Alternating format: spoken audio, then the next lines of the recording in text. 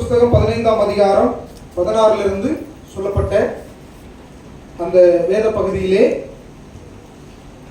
காலேபை குறித்து, காலேபுடைய மகளை குறித்து, காலேபுடைய அண்ணனை குறித்து, காலேபுடைய அண்ணன் மகனை குறித்து சொல்லப்பட்டிருக்கிறது. இந்த காலேபுடைய அண்ணன் மகன் பேர் தான் என்னது? ஒத்னியேல். என்ன பேரு? ஒத்னியேல். அல்லேலூயா.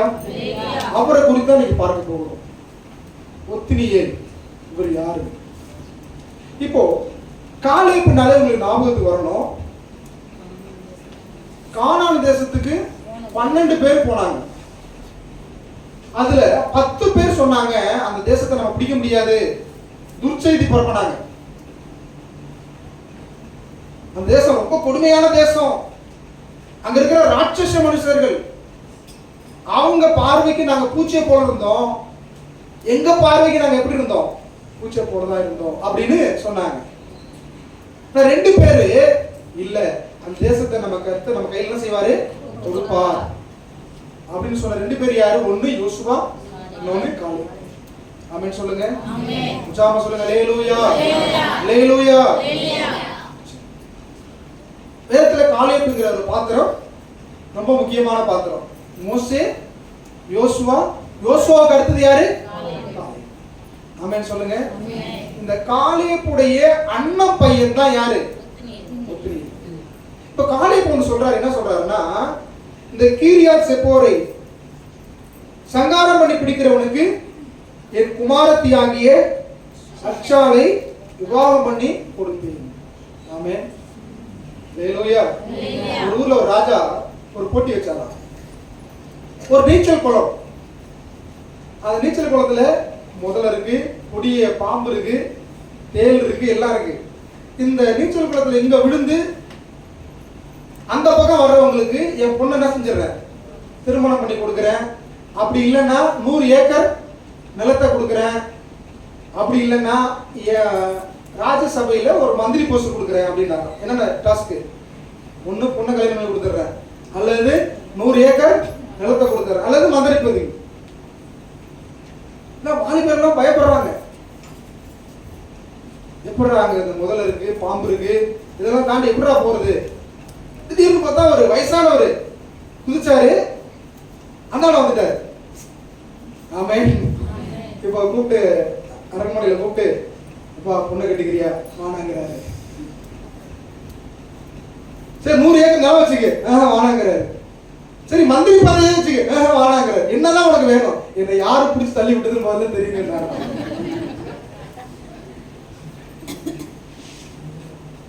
அல்லேலூயா. யாரோ போற போக நான் பிடிச்சி. இப்போ ஒத்னியேல் அப்படி வரல. அவருக்குள்ள இருக்கிற வைராக்கியம் என்னன்னா, ஆண்டவர் கொடுத்த அந்த கானான் தேசத்துல அந்நியர்கள் இருக்கக்கூடாது அப்படின்னு என்ன பண்ணாரு? தேவன் கொடுத்த வைராக்கியத்துல, அவர் பின்னாடி அவர் வாழ்க்கையை வாசிக்கும் போது தெரியும், பொண்ணுக்காக ஆசைப்பட்டு என்ன செய்யல அவரு? அந்த யுத்தத்துல என்ன செய்யல?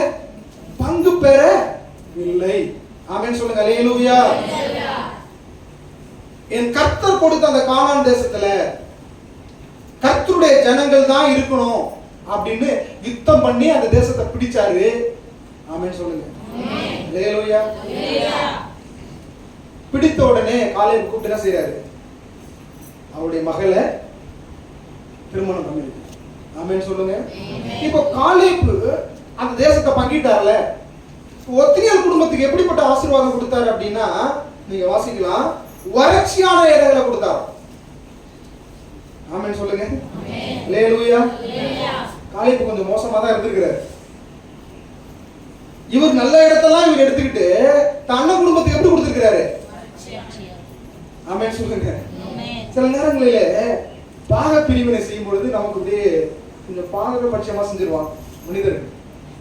நல்லதெல்லாம் அவங்க எடுத்துப்பாங்க, விலை போறதெல்லாம் அவங்க எடுத்துப்பாங்க, நசல் கொண்டதையும் ஒன்னுத்துக்கும் உதவாதையும் நம்ம தலையில என்ன செய்வாங்க? கட்டி வைப்பாங்க. இப்படிதான் காலேப் செஞ்சிருக்கிறார். ஆனா ஒத்னியேலுக்கு தெரியும், கர்த்தர் எனக்கு ஒரு காலத்தை வச்சிருக்கிறார். ஆமென் சொல்லுங்க. அல்லேலூயா. இந்த உலகத்துல உங்களை யார் வேணாலும் உங்களை காரியம் செய்யும் பொழுது உங்களுக்கு உதவாத காரியத்தை கொடுக்கலாம், வறட்சியை கொடுக்கலாம், ஒன்றுத்துக்கும் உதவாததை கொடுக்கலாம். ஆனா கர்த்தர் உங்களுக்கு பரலோகத்திலிருந்து கொடுக்கிறது சிறப்பா இருக்கும். விசுவாசிக்கிறீங்க? ஆமென் சொல்லுங்க. அல்லேலூயா, அல்லேலூயா. மனுஷன் பார்த்து பார்த்து உங்களுக்கு செய்யலாம், தந்திரமா செய்யலாம், உங்களை ஒண்ணும் இல்லாம ஆக்கணுங்கிறதுக்காக செய்யலாம். ஆனா கர்த்தர் ஒண்ணு வச்சிருக்கிறார். அல்லேலூயா சொல்லுங்க. இப்போ இவரு கொடுக்கப்பட்ட இடம் வறட்சியான இடம். வேத வல்லுநர்கள் சொல்றாங்க அவங்க அப்பா என்ன வேலை செஞ்சாருன்னா வேட்டையாடுற வேலை செஞ்சாரு. வயல்ல என்ன செய்யல, ஒன்னும் இல்ல.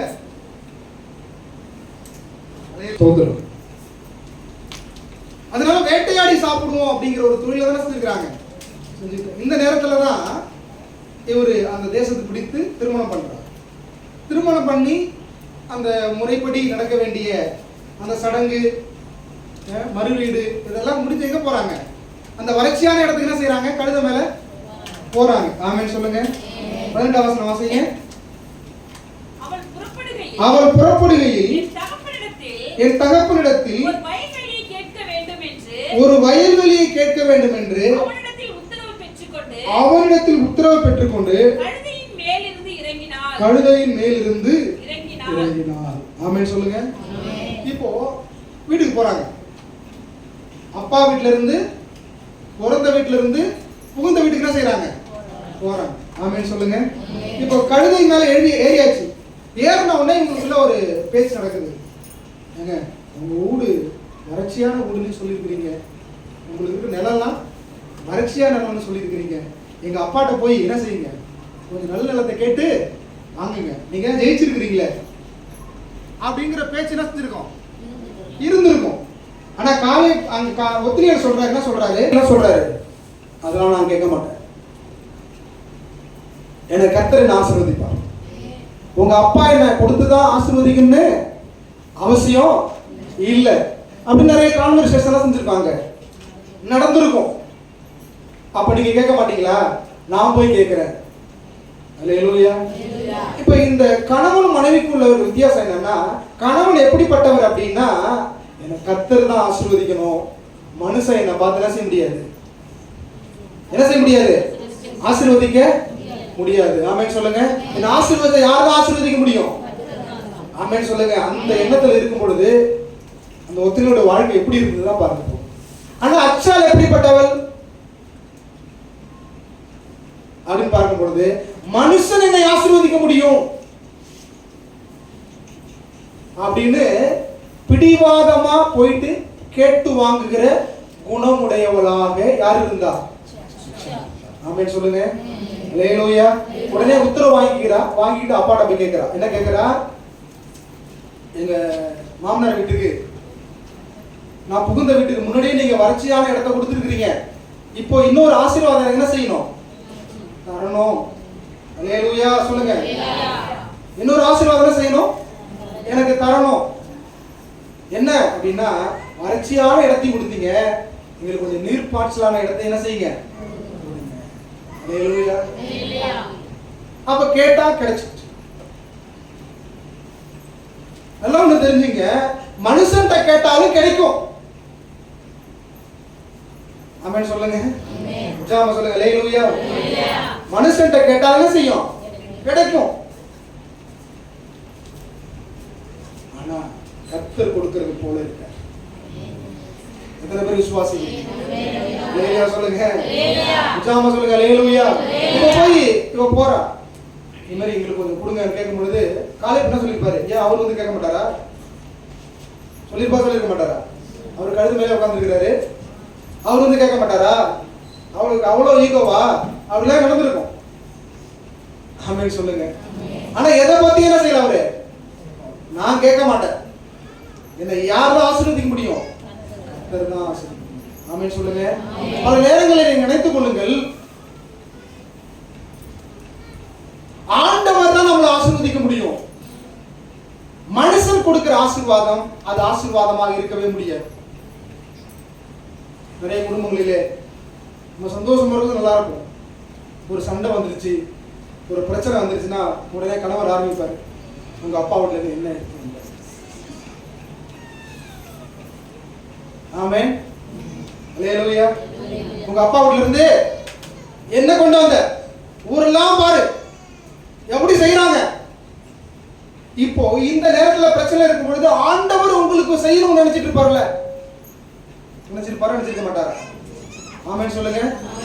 ஆண்டவர் என் பிள்ளை இப்படி இருந்துச்சு, என்னை தேடி வந்திருக்குது, அந்த பிள்ளைக்கு ஒரு குறையும் என்ன செய்யக்கூடாது, வரக்கூடாது. கர்த்தரை தேடுகிறவனுக்கு ஒரு நன்மை என்ன செய்யாது, குறைவுபடாது. அதனால இந்த பிரச்சனையில என் பிள்ளை இருக்கிறான், என் பிள்ளை இருக்குது, அந்த பிள்ளைக்கு நான் இப்பொழுது ஒரு தீர்மானத்தை வச்சிருக்கிறேன், ஒரு ஆசீர்வாதத்தை வச்சிருக்கிறேன் அப்படின்னு கொடுக்க போற நேரத்துல தான் பிசாசு என்ன செய்வான், இந்த சண்டை என்ன செய்வான் குடும்பத்துல கொண்டு வருவான். என்ன சண்டை? உங்க அப்பா வீட்டுல இருந்து நீ என்ன எடுத்துட்டு வந்த? ஆமென் சொல்லுங்க. இப்ப தேவனுக்கு எப்படி இருக்கும்? எப்படி இருக்கும்? என்னடா அது, நான் அவனை ஆசீர்வதிக்க நினைக்கிறேன், நான் அந்த குடும்பத்தை ஆசீர்வதிக்க நினைக்கிறேன், ஆனா இவங்க என்ன எங்க இருக்குது, மாமியார் வீட்டுல இருக்குது, மாமனார் வீட்டுல இருக்குது அப்படின்னு ஆண்டவர் செஞ்சிருவாரு. அவர் கொடுக்க வேண்டிய ஆசீர்வாதத்தை செஞ்சிருவாரு, கொடுக்காம நிறுத்திடுவாரு. ஆமென் சொல்லுங்க. வந்திருக்கிற ஒவ்வொருவருக்கும் நான் சொல்றேன், கர்த்தர் தான் உங்களை ஆசீர்வதிக்க முடியும். மாமனார் வீடோ மாமியார் வீடோ சொந்தக்காரங்களோ கூட பிறந்தவங்களோ உங்களை ஆசீர்வதிக்க முடியாது, கர்த்தர் தான் ஆசீர்வதிக்க முடியும். சொல்லுங்க அல்லேலூயா. நீங்க ஆண்டவரை கேளுங்க. இந்த வார்த்தை யார்கிட்ட கேட்டிருக்கலாம்? ஆக்சுவலா யார்கிட்ட கேட்டிருக்கலாம்? கர்த்தரை கேட்டிருக்கலாம். ஆண்டவரே இந்த தேசத்தை கொடுத்தது நீங்க தான். ஆமென். எங்களுக்கு வறட்சியான இடத்தை கொடுத்துட்டாங்க. எங்க அப்பா என்ன செஞ்சிட்டாரு, வறட்சியான இடத்தை கொடுத்துட்டாரு. எங்க அப்பா வெக்கப்படுத்துற அளவுக்கு என்ன செய்யுங்க, நீர்ப்பாய்ச்சலான இடத்தை கொடுங்கன்னு சொல்லி யார்கிட்ட கேட்டிருக்கணும்? அவ கர்த்தர்கிட்ட கேட்டிருக்கணும். ஆமென் சொல்லுங்க. ரொம்ப யாரு கேக்குறா? யாரு கேக்குறா? அப்பாட்ட கேட்டா. அப்பாட்ட கேட்டாலும் கிடைக்கும், ஆனா கர்த்தர் கொடுக்கறது போல என்ன செய்யாது, கொடுத்துட்டு 100 முறை சொல்லி கொடுப்பாரு, சொல்லி காட்டுவார். நான் கொடுத்ததுதான், நான் போட்ட பவுன் தான், நான் வாங்கி கொடுத்த வண்டி தான், நான் வாங்கி கொடுத்த இடம் தான் அப்படின்னு செய்வாரு, சொல்லி காமிப்பாரு. கர்த்தர் என்னைக்கா சொல்லி காமிப்பாரா? ஆமென் சொல்லுங்க. நிஜாம சொல்லுங்க அல்லேலூயா. நீங்க மனுஷன்கிட்ட கேட்க போறீங்களா, கர்த்தரிடத்துல கேட்க போறீங்களா? அல்லேலூயா சொல்லுங்க. நிஜாம சொல்லுங்க அல்லேலூயா. ஆனா ஒத்தினியரை பாருங்க, அவர் ஏதோ குறித்து கவலைப்படல, அவருக்கு ஒரு எண்ணம் இருக்கு, கர்த்தரை பார்த்துக்கிட்டு இருக்கிறாரு. ஆமென் சொல்லுங்க. நிஜாம சொல்லுங்க அல்லேலூயா. ஒரு மனைவி போய் சொன்ன போதும் கேட்கல, ஏதோ ஒரு வார்த்தை கூட செய்யல, அவர் வாயை திறக்கவே இல்லை. ஆமென் சொல்லுங்க. நிஜாம சொல்லுங்க அல்லேலூயா. நம்ம கர்த்தர் நீதிபதியாக நம்முடைய பிரயாசத்திற்கு ஏற்ற பலனை கொடுக்கிறது யாரு? கர்த்தர். ஆமென் சொல்லுங்க. நிஜாம சொல்லுங்க அல்லேலூயா. போருக்கு போனாலே என்ன எப்படி போயிருக்கான், தன் உயிரை பணைய வச்சு தான் போயிருக்கான். அது கர்த்தருக்கு தெரியுமா தெரியாதா? ஒருவேளை காலேப் மறந்து போயிடலாம். யாரு மறந்துருக்கலாம்? காலேப் மறந்துருக்கலாம், அவன் கூட வந்தவங்க மறந்துருக்கலாம், அந்த ஊருக்காரங்க மறந்துருக்கலாம், ஆனா யாரு மறக்கல? கர்த்தர் மறக்கவே இல்லை. ஆமென் சொல்லுங்க அல்லேலூயா. நீங்க படுற பிரயாசம், படுகிற பிரயாசம், கர்த்தருக்காக ஓடுற ஓட்டம், கர்த்தருக்காக வாழுகிற வாழ்க்கை, உங்க ஜெபம், உங்க ஊழியம் வேணா மனுஷன் மறந்து போகலாம், ஆனா யார் மறக்க மாட்டா? கர்த்தர் மறக்க மாட்டா. ஆமென் சொல்லுங்க அல்லேலூயா. நிஜாம சொல்லுங்க அல்லேலூயா. யார் மறக்க மாட்டா? கர்த்தர் மறக்க மாட்டா. நீங்க கர்த்தரிடத்துல முழுவதும் கேட்கலாம், ஆண்டவரே எனக்கு வறட்சியான இடத்தை கொடுத்தீங்க, என்னை ஏமாத்தி என்ன செஞ்சாங்க, வறட்சியான இடத்தை கொடுத்துட்டாங்க, மனிதன் என்னை ஏமாத்திட்டாங்க, ஆனா மனுஷன் என்னை ஏமாத்தலாம், காலேப் என்னை ஏமாத்தலாம், என் மாமனார் என்னை ஏமாத்தலாம், என் அப்பா என்னை ஏமாத்தலாம், என் தம்பி என்னை ஏமாத்தலாம், என் அண்ணன் என்னை ஏமாத்தலாம், கூட இருக்கிறவங்க என்னை ஏமாத்தலாம், நண்பர் என்னை ஏமாத்தலாம், ஆனா யாரும் ஏமாத்த மாட்டீங்க. ஆமென் சொல்லுங்க. நிஜாம சொல்லுங்க அல்லேலூயா. யாரும் ஏமாத்த மாட்டீங்க, கர்த்தரை ஏமாத்த மாட்டீங்க. அந்த ஒத்தினியலை போல நம்ம இருக்கணும். மனுஷன்கிட்ட போய் நிக்க கூடாது. உங்க முழங்கால்கள் மடங்குனா கர்த்தருடைய சமூகத்துல தான் மடங்கும். ஆமென் சொல்லுங்க அல்லேலூயா. அப்படி இருக்கிற அந்த ஒத்தினியலுக்கு என்ன ஆசீர்வாதம் கிடைச்சது அப்படின்னு பார்க்கலாம். நியாயாதிபதிகளின் புஸ்தகம் 3 11வது அதிகாரம் எடுத்துக்கொள்ளுங்க.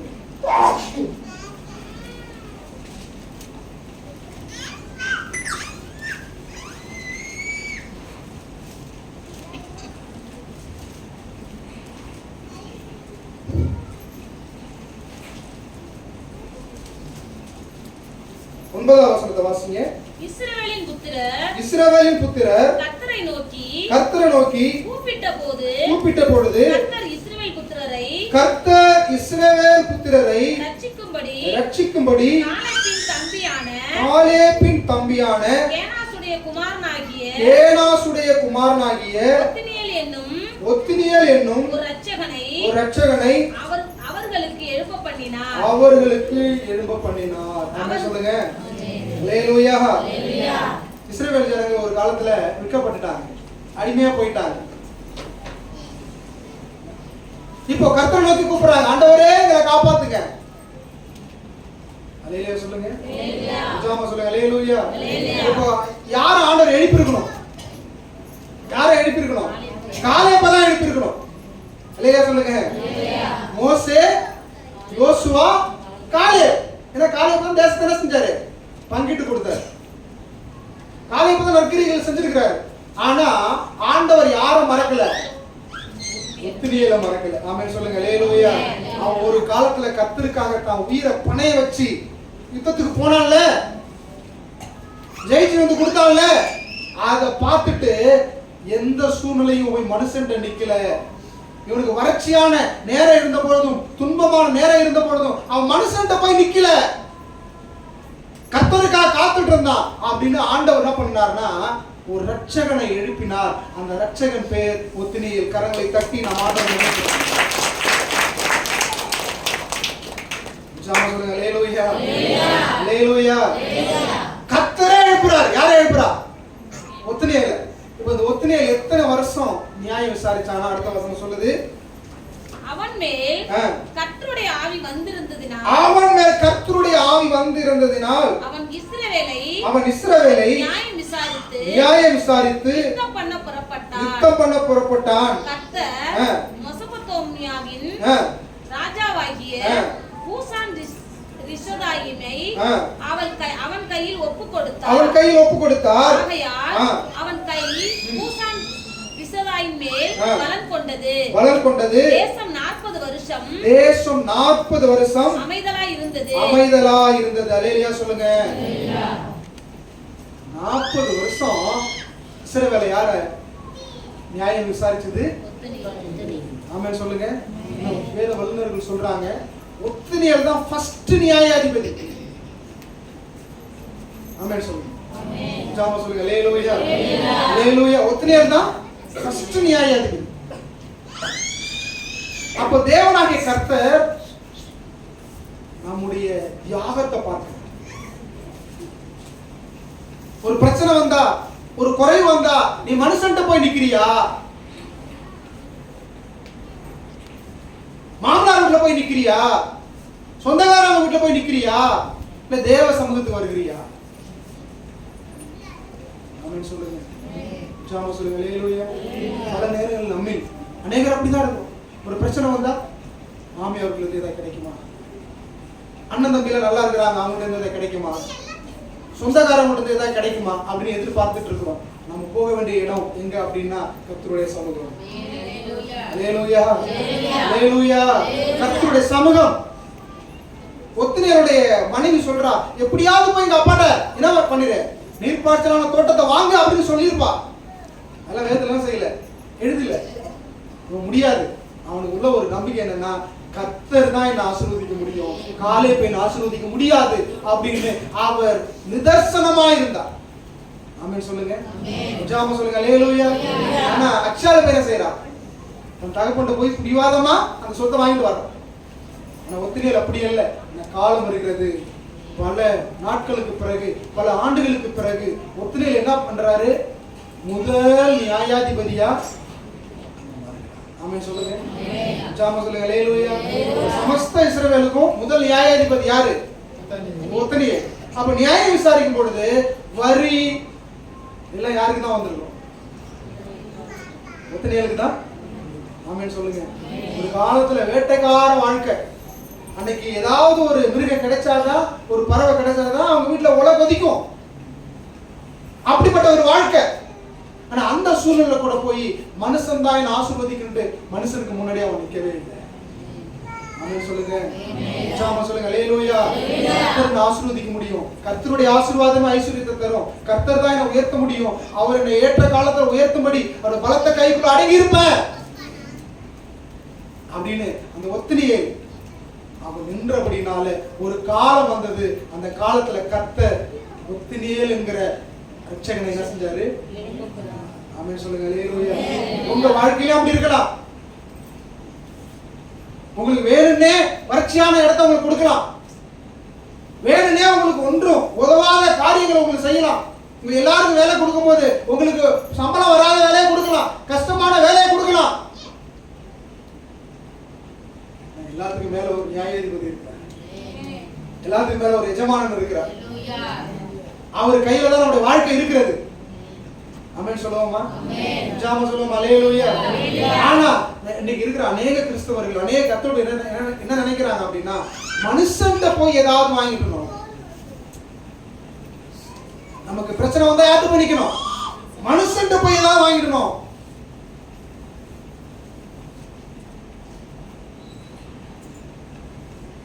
ஆண்டவருடைய வார்த்தை தெளிவாய் சொல்லுது. நாசியிலே சுவாசம் உள்ள எந்த மனுஷனையும் செய்யாது. ஆமென் சொல்லுங்க. உற்சாகமா சொல்லுங்க. அல்லேலூயா. அல்லேலூயா. எந்த மனுஷனை எனக்கு கொடுப்போம், உதவி பண்ணுவான். சில நேரங்கள் எல்லாம் நம்ம உதவின்னு ஒரு சொந்தக்காரங்க வீட்டுக்கு போவோம். நம்ம வீட்டு உள்ள கூட கூட மாட்டாங்க. பார்த்துக்கிறீங்களா? உள்ள வந்தா செஞ்சிடும், மனசு மாறிடுமா. வீட்டு வாசப்படியிலே நிக்க வச்சு நம்மளை பேசி நினைச்சிருவாங்க. அனுப்பிவிட்ட அனுபவம் நமக்கு உண்டு. நம்ம ஒரு ஆபத்துல இருக்கிறோம் அப்படின்னா நம்மளோட போன் வந்ததுன்னா அந்த போனை எடுக்கவே மாட்டாங்க. கொஞ்ச நேரம் கழிச்சு போனே என்ன செய்யாது, நம்ம நம்பர்ல இருந்து போகாது. நம்ம நம்பர் நினைச்சிருவாங்க, பிளாக் லிஸ்ட்ல போடுவாங்க. ஆனா கர்த்தர் சொல்றாரு, நீ ஆபத்து நேரத்துல நோக்கி, நீ பிரச்சனையா இருக்கும்போது நோக்கி கூப்பிடு. நீ சந்தோஷமா இருக்கும்போது மனுஷன் உன்னை தேடி வருவான், உன் வார்த்தையை கேட்பான். நீ நல்லா இருக்கும்போது உன்னை தேடி வருவான், உன் வார்த்தையை கேட்பான். ஆனா நீ கெட்டு போயிட்டீங்கன்னா உனக்கு உதவி செய்யறதுக்கு ஒருத்தருமே இருக்க மாட்டாங்க. ஆமென் சொல்லுங்க. ஜாம சொல்லுங்க. அல்லேலூயா. அல்லேலூயா. உங்களுக்கு ஒரு வறட்சியான அனுபவம் இருக்கலாம். நீங்க பிறந்த நாள்ல இருந்து இந்த நாள் வரைக்கும் வறட்சியை மட்டுமே நீங்க பார்த்திருக்கலாம், துன்பத்தை மட்டுமே பார்த்திருக்கலாம், கஷ்டத்தை மட்டுமே பார்த்திருக்கலாம், கண்ணீரை மட்டுமே பார்த்திருக்கலாம். கஷ்டம் கஷ்டம் எனக்கு தெரிஞ்சு சொல்லலாம், நான் எனக்கு வினாவு தெரிஞ்ச நாள்ல இருந்து கஷ்டம் கஷ்டம் கஷ்டம் கஷ்டம் இது மட்டும் தான் நான் பார்த்திருக்கிறேன். இதை மட்டும் தான் பார்த்திருக்கிறேன். கண்ணீரை மட்டும் தான் பார்த்திருக்கிறேன். பசியை மட்டும் தான் பார்த்திருக்கிறேன். எனக்கு ஒரு நல்ல வஸ்திரத்தை என்னால இதுவரைக்கும் போட முடியல, இதுவரைக்கும் நல்ல ஒரு வீட்டை என்னால கட்ட முடியல, இதுவரைக்கும் இந்த கடன் பிரச்சனை என்ன மீறி வர முடியல.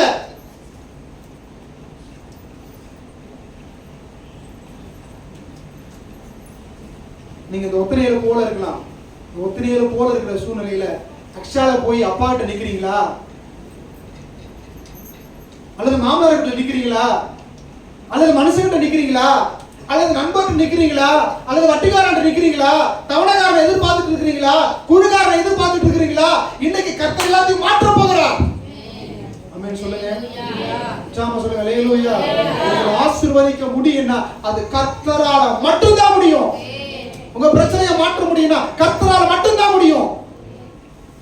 மாமனார் வீட்டால முடியாது, தகப்பன் வீட்டால முடியாது, சகோதரர் வீட்டால முடியாது, நண்பர் வீட்டால முடியாது. அப்படியே அவங்க செஞ்சாலும் சொல்லி காமிப்பாங்க. ஆமென். ஜாம சொல்லுங்க. அல்லேலூயா. அல்லேலூயா. ஒத்திரியே பரிசுத்த ஆவியானவர் எழுதும் பொழுது ஒரு இடத்துல போய் மனுஷன்கிட்ட நின்னா, நான் ஜெயிச்சேனே, எனக்கு அதை கொடு, எனக்கு இதை கொடு, நான் தானே பெரிய வெற்றியை கொடுத்தேன், ஒரு பொண்ணை மட்டும் அனுப்புறியே அப்படின்னு என்ன செய்யலாம்? ஒரு இடத்துல கூட செய்யல, கேட்கவே இல்ல. காமெண்ட் சொல்லுங்க.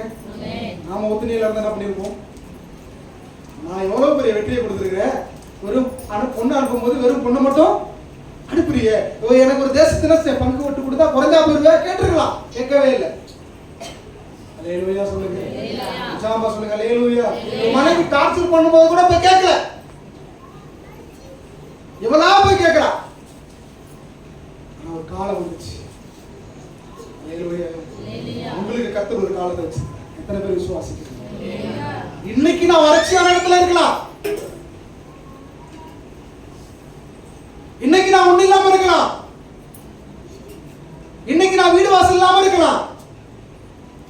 இன்னைக்கு நான் கடனோடு இருக்கலாம். இன்னைக்கு நான் சுகவீனத்தோடு இருக்கலாம். இன்னைக்கு நான் ஒன்றுமில்லாதவனா இருக்கலாம். ஆனா கர்த்தர் எனக்கு ஒரு காலத்தை வச்சிருக்கிறார். எத்தனை பேர் நம்புறீங்க? அல்லேலூயா சொல்லுங்க. ஜாமா சொல்லுங்க. அல்லேலூயா. சங்கீதத்துல மோசே எடுத்துக்கிறார். ஆண்டவரே, நான் துன்பத்தை கண்ட நாட்களுக்கு சென்றேன்.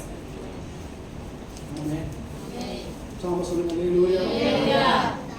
பிறந்த நாள்ல இருந்து இந்த நாள் வரைக்கும் நீங்க எவ்வளவு துன்பத்தை நீங்க பார்த்திருக்கிறீங்களோ. அல்லேலூயா சொல்லுங்க.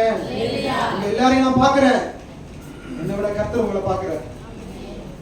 எவ்வளவு துன்பத்தை பார்த்திருக்கிறீங்களோ அவர் கையில ஒரு தராசு இருக்கிறது. ஆமென் சொல்லுங்க.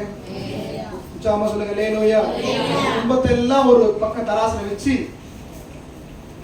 நம்ம தராசை நாடு தூக்குனாருன்னா துன்பம் தரையில போய் இடிக்கும். அல்லேலூயா சொல்லுங்க. அந்த அளவுக்கு நம்ம வாழ்க்கையில என்ன இருக்குது? துன்பம் இருக்கு. அப்படி தூக்கி பார்ப்பாரு. என் பிள்ளை பிறந்த நாள்ல இருந்து இவ்வளோ நாள் வரைக்கும் என்ன செஞ்சிருக்குது? இவ்வளோ துக்கத்தை, இவ்வளோ துன்பத்தை என்ன செஞ்சிருக்குது? அனுபவிச்சிருக்குது.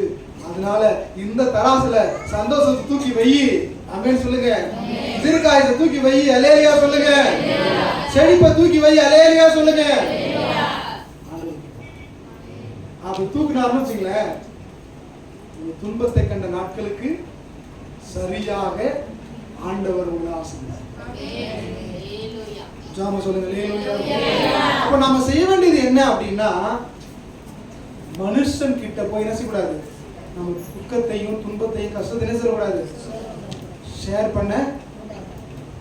மனுஷனால ஒரு ஆசீர்வாதம் வரும். இவங்க நம்மளை காப்பாத்திடுவாங்க, இவங்க நம்மளுக்கு உதவி செஞ்சிருவாங்க, இவங்க நம்மளை தூக்கி விட்டுருவாங்க மட்டும் என்ன செய்யாதீங்க. உலகத்திலேயே கொடிய விலங்கு எது அப்படின்னா மனுஷன். ஆமென் சொல்லுங்க.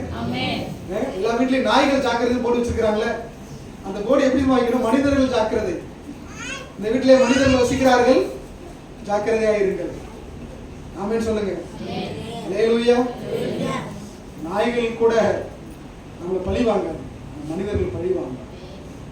மிருகங்கள் நம்மளை பழிவாங்க, மனிதர்கள் செய்வாங்க பழிவாங்க. தரேன்னு சொல்லிட்டு தராம போயிடுவாங்க. அன்பா இருக்கிறன்னு சொல்லிட்டு நம்ம கொலை செய்கிறவன் முதல்ல அவனாதான் இருப்பான். நம்ம தூக்கி விடுறோன்னு சொல்லிட்டு நம்ம கூட இருந்து குழி வெட்டுறவன். ஆமென் சொல்லுங்க.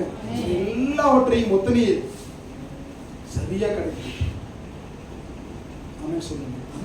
ஜாம சொல்லுங்க. அல்லேலூயா.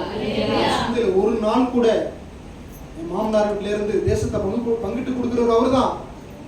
அவர் நினைச்சா எனக்கு ஒரு தேசத்தையே பங்கிட்டு கொடுக்கலாம், ஒரு பட்டணத்தையே பங்கிட்டு கொடுக்கலாம். நினைச்சது இல்ல, கேட்கவும் இல்ல. ஒரு காலம் வந்துச்சு, கர்த்தரே என்ன செஞ்சாரு? அவர் ரட்சகனாக இருந்திருக்கிறார். ஓராண்டு 2 ஆண்டு இல்ல, 40 வருஷம் இஸ்ரவேல் என்ன செஞ்சாரு? நியாயம் விசாரித்தார். அவர் காலத்துல வேதம் சொல்கிறது தேசம் அமைதலாயிருந்தது. ஆமென் சொல்லுங்க. உற்சாகமா சொல்லுங்க. அல்லேலூயா. அல்லேலூயா. அப்படியே கண்களை மூடு, முழங்கால் படிங்க.